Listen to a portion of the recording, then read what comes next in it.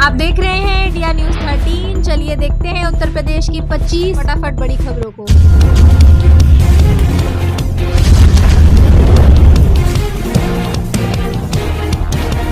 आपके पास भी हैं ये 5 चीजें या फिर इससे ज्यादा है कमाई, तत्काल सरेंडर कर दे राशन कार्ड वरना जाएंगे जेल। अगर आपने भी राशन कार्ड बनवाया है तो सतर्क हो जाइए, सरकार इसकी जांच करा रही है। सरकार ने साफ कहा है कि अगर आपके पास नियम विरुद्ध कोई भी चीज मिली तो सख्त कार्रवाई की जाएगी, लिहाजा आप भी इनकी नियम जान लीजिए और कार्ड सरेंडर कर दीजिए। अगर आपके घर में भी कार या ट्रैक्टर जैसे 4 पहिए वाहन है तो राशन कार्ड प्राप्त करने के लिए अयोग्य हैं। जिनके घर में रेफ्रिजरेटर या एयर कंडीशनर है वे भी राशन कार्ड के लिए आवेदन नहीं कर सकते हैं। इतना ही नहीं, अगर आपकी सालाना कमाई गांव में 2 लाख रुपए और शहर में 3 लाख रुपए से ज्यादा है तो भी राशन कार्ड नहीं रख सकते हैं। आपके घर में लाइसेंसी हथियार है या फिर इनकम टैक्स रिटर्न दाखिल करते हैं तो भी आपको राशन कार्ड नहीं दिया जाएगा।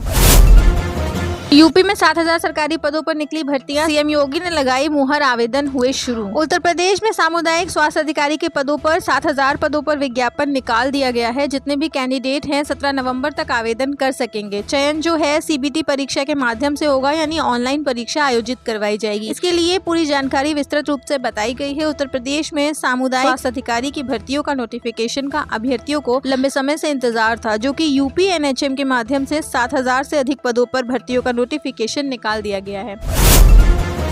बुजुर्ग पेंशनरों के लिए अच्छी खबर, जिला मुख्यालय में नहीं लगाने पड़ेंगे चक्कर, बीडीओ एसडीएम को मिला पावर। समाज कल्याण विभाग की तरफ से वृद्धा पेंशन पा रहे पेंशन धारकों के लिए एक अच्छी खबर है। इन्हें अब जिला मुख्यालय का चक्कर नहीं काटना पड़ेगा। एसडीएम और बीडीओ को भी लॉगिन मिल गई है, जिसके चलते पेंशन धारकों को तहसील और ब्लॉक मुख्यालयों पर ही पेंशन के बारे में जानकारी मिल सकेगी।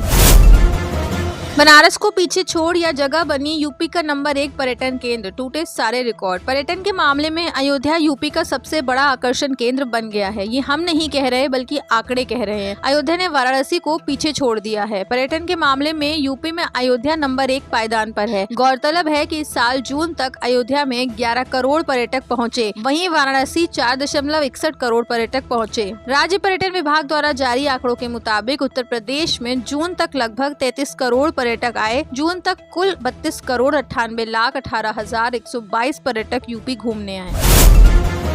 फातिमा खान ने दी थी सीएम योगी को जान से मारने की धमकी, मुंबई पुलिस ने किया गिरफ्तार। उत्तर प्रदेश के मुख्यमंत्री योगी आदित्यनाथ को जान से मारने की धमकी देने की आरोपी महिला को मुंबई पुलिस ने गिरफ्तार कर लिया है। एक अधिकारी के मुताबिक महिला की पहचान 24 वर्षीय फातिमा खान के रूप में हुई है। फातिमा उल्लासनगर की रहने वाली है। फातिमा के पिता एक फर्नीचर के कारोबारी हैं। वहीं आरोपी महिला ने बीएससी इंफॉर्मेशन टेक्नोलॉजी से किया है। नोएडा एयरपोर्ट के पास आएगी पतंजलि, यमुना प्राधिकरण ने इस सेक्टर में दी जमीन। नोएडा इंटरनेशनल एयरपोर्ट के पास सेक्टर 24 में पतंजलि के द्वारा अपना परिसर लगाया जाएगा। इसको लेकर तैयारी शुरू हो गई है। पतंजलि के अलावा वीवो, जीआई और लिटांग समेत काफी मोबाइल कंपनी सेक्टर 24 में अपना परिसर स्थापित करेंगी। यह सभी फॉर्मूला साइट के पास होगा। आने वाले समय में इनके लिए भूखंड का विस्तार हो सकता है। अब बैल और ट्रैक्टर की जरूरत नहीं, यह मशीन खेती का काम करेगी आसान, कीमत भी कम। खेती में समय और मेहनत की बचत के साथ ही अब किसान अपने काम को कम कीमत में पूरा कर सकते हैं। जहां पहले किसानों को खेत जोतने के लिए बैल या ट्रैक्टर का सहारा लेना पड़ता था, जो कि महंगा साबित होता था, वहीं अब एक नया विकल्प उनके लिए बाजार में उपलब्ध है, पावर टिलर मशीन। धनबाद के कृषि उपकरण दुकान के कर्मचारी मोहम्मद जावेद अंसारी ने बताया कि यह पावर टिलर मशीन किसानों के लिए बहुत लाभकारी सिद्ध हो रही है। इस मशीन से खेती का काम बेहद आसान और कम मेहनत में पूरा किया जा सकता है। चाहे जमीन कितनी भी सूखी क्यों ना हो, यह मशीन उसे आसानी से जोत सकती है और वह भी पेट्रोल से चलने के कारण इसे चलाना बेहद सुविधाजनक है। कुशीनगर में मुस्लिमों से तंग हिंदू परिवार ने घर पर चस्पा किया पलायन का पोस्टर, मचा हड़कंप। मुस्लिमों के अत्याचारों से तंग आकर एक हिंदू परिवार ने घर पर पलायन का पोस्टर चस्पा कर दिया। यह घटना कुशीनगर जिले के दुधही थाना क्षेत्र के विष्णुपुरा के बासगांव खास में हुई। पीड़ित परिवार का आरोप है कि मुस्लिम पड़ोसी उन्हें लगातार प्रताड़ित कर रहे थे और उनकी जमीन पर कब्जा करने की कोशिश कर रहे थे। पुलिस ने दोनों पक्षों के बीच समझौता करा दिया है।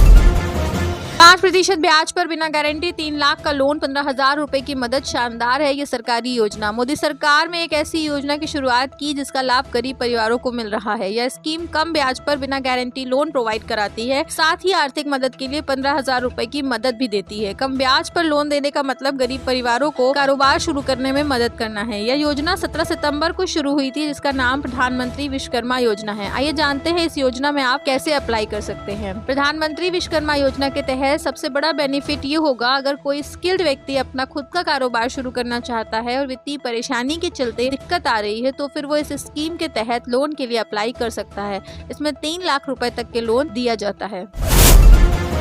रेलवे ने किया गजब का खेल, आरएसी टिकट को बना दिया वेटिंग लिस्ट, छठ पर घर जाने का सपना हुआ चूर। छठ पर्व को लेकर इन दिनों बिहार और यूपी जाने वाली ट्रेनों में खचाखच भीड़ देखी जा रही है। सभी लोग यह लोका पर्व अपने घर जाकर ही मनाना चाहते हैं। यहाँ फरीदाबाद के रहने वाले अमोद कुमार की भी ऐसी इच्छा थी, लेकिन भारतीय रेल ने उनकी इच्छा पर पानी फेर दिया और आखिरी वक्त में वह अपने घर नहीं जा पा रहे। दिल्ली से सटे ग्रेटर फरीदाबाद के निवासी 52 वर्षीय अमोद कुमार मूल रूप बिहार के दरभंगा में सकरी के पास स्थित तरौनी गाँव के रहने वाले हैं।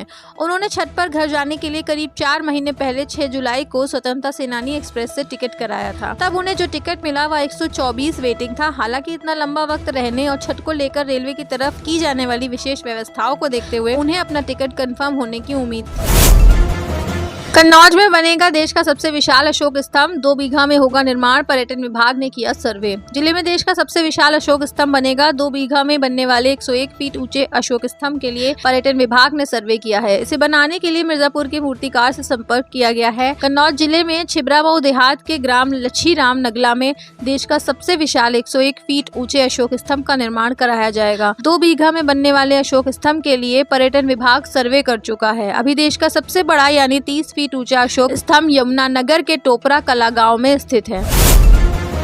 हरिद्वार के घाटों पर फिर लौटी गंगा, जलस्तर बढ़ने पर हर की पौड़ी पर खूब लगी आस्था की डुबकी। हरिद्वार में हर की पौड़ी गंगा घाटों में दोबारा रौनक लौट आई है। श्रद्धालुओं ने जमकर आस्था की डुबकी लगाई है। हर की पौड़ी सहित अन्य गंगा घाटों पर हर हर गंगे के जयकारों के साथ श्रद्धालुओं ने गंगा स्नान किया। व्यवस्था बनाने में पुलिस बल मुस्तैदी से तैनात रहे। भीड़ कम होने के कारण किसी भी तरह का कोई ट्रैफिक प्लान को लागू नहीं किया गया। गंगाबंदी के कारण पिछले 20 दिनों से हर की पौड़ी समेत अन्य घाटों पर जल नहीं था। यूपी के इस रेल रूट पर बढ़ जाएंगी ट्रेनें, बदलेगी टाइमिंग, रेलवे बोर्ड ने लिया बड़ा फैसला। रेल यात्रियों को रेलवे के नए टाइम टेबल का इंतजार रहता है। रेलवे का नया टाइम टेबल जारी हो सकता है, जिसमें मुरादाबाद मंडल को 3 नई ट्रेनें मिलने की संभावना है। टनकपुर से दौराई के बीच चलने वाली स्पेशल एक्सप्रेस को रेलवे नियमित चलाएगा। रेलवे बोर्ड से इसके लिए अनुमति मिल चुकी है। पूर्वोत्तर रेलवे इसका संचालन करेगा। टनकपुर से बरेली व मुरादाबाद होते हुए ट्रेन दौराई तक जाएगी। खाटू श्याम के दरबार में जाने वाले श्रद्धालुओं की मांग पर रेलवे बोर्ड ने ट्रेन के नियमित संचालन का फैसला लिया है। यूपी के छोटे शहरों में सस्ते घर मिलना होगा आसान, योगी सरकार करने जा रही है काम। यूपी में छोटे शहरों के लोगों के लिए एक अच्छी खबर है। अब सस्ते में घर मिलना आसान होगा। योगी सरकार छोटे शहरों में भी लोगों की आवासीय जरूरत को पूरा कराने की दिशा में महत्वपूर्ण कदम उठाने जा रही है। विकास प्राधिकरणों की तरह आवास विकास परिषद को भी भूमि लेन के लिए पैसे दिए जाएंगे या पैसा ऋण के रूप में दिया जाएगा और योजनाओं की बिक्री से आने वाले पैसे से इसे चुकता किया जाएगा। आवास विकास परिषद को इसके लिए शासन को प्रस्ताव उपलब्ध कराना होगा। के आधार पर कैबिनेट से मंजूरी मिलते हुए आवासीय योजनाएं लाने के लिए पैसे दिए जाएंगे। संस्कृत माध्यमिक विद्यालयों में भर्ती होंगे 1000 से अधिक शिक्षक, सीएम योगी ने की घोषणा। उत्तर प्रदेश के संस्कृत माध्यमिक विद्यालयों में 1000 से अधिक शिक्षकों की भर्ती की जाएगी। मुख्यमंत्री योगी आदित्यनाथ ने पिछले सप्ताह रिक्त पदों पर शिक्षक नियुक्त करने की घोषणा की थी। इस क्रम में निदेशालय जहां रिक्त पदों का ब्यौरा जुटा रहे हैं, वहीं कार्मिक विभाग नियुक्ति के लिए नीति तय करने में जुटा हुआ है। 1.25 करोड़ से सुधरेंगी 6 सड़कें, 25,000 को होगा लाभ। जिले की 6 सड़कों का चयन जिला एवं ग्रामीण मार्ग विशेष मरम्मत योजना के तहत हुआ है। 1.25 करोड़ की लागत से इन सड़कों की मरम्मत कराई जाएगी। इसके निर्माण से लगभग 25,000 की आबादी को सीधा लाभ मिलेगा। आचार संहिता के समाप्त होने के बाद आगे की प्रक्रिया शुरू की जाएगी। लखनऊ अयोध्या हाईवे पर शुरू होगा नया टोल सिस्टम, जितना चलेंगे उतना कटेगा टोल। लखनऊ अयोध्या हाईवे पर जल्द ही एक नई टोल व्यवस्था लागू होने जा रही है, जिसके तहत वाहन चालकों को जितना चलेंगे उतना ही टोल देना होगा। इस नए सिस्टम में जीपीएस और सैटेलाइट तकनीक का इस्तेमाल किया जाएगा। कैमरे वाहनों के नंबर प्लेट को स्कैन करेंगे और तय करेंगे कि कितना टोल देना है। यह व्यवस्था पहले लखनऊ अयोध्या हाईवे पर ट्रायल के तौर पर लागू होगी। इस्तीफा नहीं दिया तो सीएम योगी को धमकी देने वाली महिला से एटीएस भी करेगी पूछताछ, निकाली जाएगी पूरी कुंडली। उत्तर प्रदेश के मुख्यमंत्री योगी आदित्यनाथ को जान से मारने की धमकी देने वाली महाराष्ट्र की 24 वर्षीय फातिमा खान को महाराष्ट्र पुलिस ने यूपी एटीएस के सहयोग से गिरफ्तार किया है। फातिमा ने मुंबई ट्रैफिक पुलिस के व्हाट्सएप नंबर पर धमकी भरा संदेश भेजा था। यूपी एटीएस की टीम सोमवार को मुंबई जाकर उससे पूछताछ करेगी और उसके संपर्कों की भी जाँच करेगी। महाकुंभ 2025 हाथी घोड़ा पालकी गाजे बाजे के साथ साधुओं का नगर प्रवेश। कालिंदी उत्सव के बाद कुंभ में सजेगा अखाड़ा। सनातन धर्म के 13 अखाड़ों में से सबसे बड़े श्री पंच दशनाम जूना अखाड़ा के साधु संतों ने रविवार को कुंभ नगरी प्रयागराज नगर में प्रवेश किया। हाथी घोड़ा पालकी और रथों पर सवार 1000 से अधिक साधु संत गाजे बाजे के साथ झूसी के रामापुर से चलकर यमुना तट पर श्री मौजगिरी आश्रम तक पहुँचे। यह साधु संत 1 महीने तक इसी आश्रम में प्रवास करते हुए 1 महीने तक कालिंदी उत्सव मनाएंगे। इस दौरान मेला प्रबंधन की ओर से जूना अखाड़ा के लिए जगह आवंटित होने के बाद कुंभ मेला क्षेत्र प्रवेश का आयोजन होगा। बिजली विजिलेंस टीम की हर बात होगी रिकॉर्ड, घर घर चेकिंग की तैयारी। यूपी के हाथरस जिले में बने विजिलेंस थाने के पुलिसकर्मी बॉडी वॉर्न कैमरे से लैस नजर आएंगे। विजिलेंस टीम घर आएगी तो इनके साथ आपकी हर बातचीत रिकॉर्ड होगी। किसी ने बदसलूकी की तो वो सब भी कैमरे में रिकॉर्ड होगा। निगम स्तर से 400 कैमरे खरीदे जा रहे हैं। जल्द हाथरस के विजिलेंस थाने को कैमरे मिलेंगे। लोकल और विजिलेंस टीम अब संयुक्त रूप से चेकिंग अभियान को तेज करेगी। बिजली चोरों पर शिकंजा कसने की कार्य योजना भी बनाई जा चुकी है। प्राइमरी स्कूल के छात्र भी ऑनलाइन देख सकेंगे रिपोर्ट कार्ड। यूपी भर में पहली बार लागू हो रहा सिस्टम। प्राइमरी स्कूल के छात्र भी ऑनलाइन देख सकेंगे रिपोर्ट कार्ड। यूपी भर में पहली बार लागू हो रहा सिस्टम। अब 10वीं और 12वीं बोर्ड परीक्षा की तरह प्राइमरी स्कूलों के बच्चे अपना रिपोर्ट कार्ड ऑनलाइन देख सकेंगे। प्रदेश भर के प्राइमरी स्कूलों में यह व्यवस्था पहली बार लागू की जा रही है। कक्षा 1 से 8 तक के बच्चों के रिपोर्ट कार्ड प्रेरणा पोर्टल पर अपलोड किए जाएंगे। स्कूल महानिदेशक कंचन वर्मा ने प्रदेश भर BSA को ऑनलाइन परीक्षा परिणाम जारी करने के निर्देश जारी किए हैं। स्कूलों में की कार्यवाही शुरू हो गई है। रिपोर्ट कार्ड में खराब प्रदर्शन करने वाले स्कूलों की पहचान कर उनके परिणाम में सुधार के उपाय किए जाएंगे।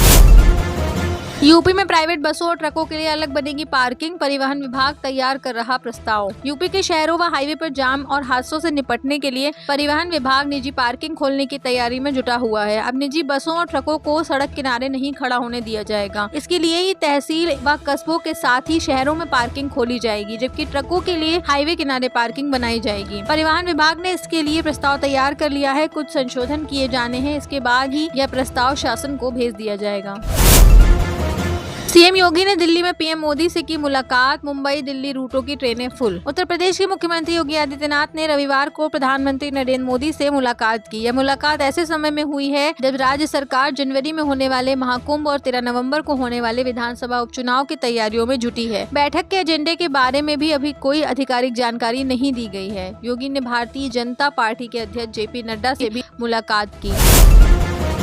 स्मार्ट मीटर लगाने से क्या लाभ और कितना नुकसान, आयोग ने कटघरे में खड़ी की बिजली कंपनियां। उत्तर प्रदेश राज्य विद्युत उपभोक्ता परिषद ने राज्य विद्युत नियामक आयोग द्वारा स्मार्ट मीटर लगाने के संबंध में जारी वित्तीय विश्लेषण के हवाले से बिजली कंपनियों को कटघरे में खड़ा किया है। परिषद ने कहा है कि राज्य में करीब 1.70 करोड़ लाइफलाइन उपभोक्ताओं के परिसर में स्मार्ट प्रीपेड मीटर लगाने से बिजली कंपनियां आर्थिक दिक्कतों में आ जाएंगी। इन उपभोक्ताओं के परिसर में स्मार्ट मीटर लगाने से पहले नफा व नुकसान का वित्तीय विश्लेषण किया जाना चाहिए। यूपी सरकार की एक और बड़ी उपलब्धि, इस काम में आगे निकला यूपी, वार्षिक लक्ष्य के करीब पहुंचा प्रदेश। यूपी सरकार ने टीबी के खिलाफ लड़ाई में एक और उपलब्धि हासिल की है, जिसने पूरे प्रदेश में टीबी के मरीजों की पहचान और उपचार में महत्वपूर्ण सफलता हासिल की है। अधिकारियों ने बताया इस वित्तीय वर्ष में यूपी ने एक बार फिर प्रदेश को टीबी मुक्त बनाने के प्रयास में अन्य राज्यों को पीछे छोड़ दिया है। उन्होंने बताया कि 6.5 लाख टीबी मरीजों की पहचान करने के लक्ष्य के साथ प्रदेश ने अक्टूबर के अंत तक इस लक्ष्य का 86% पहले ही पहचान कर लिया है, जिससे वह टीबी की सूचना देने में अग्रणी राज्य बन गया है। आप देख रहे हैं इंडिया न्यूज 13, मतलब भारत की आवाज।